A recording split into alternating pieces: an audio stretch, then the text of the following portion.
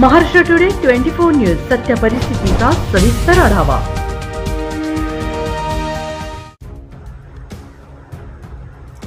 हिंगोली बकरी ईद निमित्त हिंगोली शहर पोलीस ठाण्याच्या नवीन पोलीस निरीक्षकांनी शहरात रूट मार्च काढला। संदीप मोड यांनी पदभार स्वीकारताच बेकायदेशीर व्यवसायांना आळा घातला।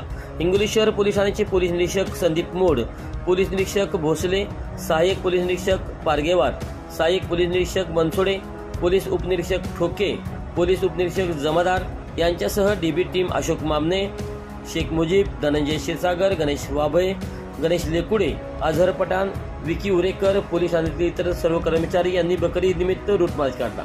महाराष्ट्र टुडे मराठीसाठी ब्युरो रिपोर्ट परशुराम जाधव, हिंगोली।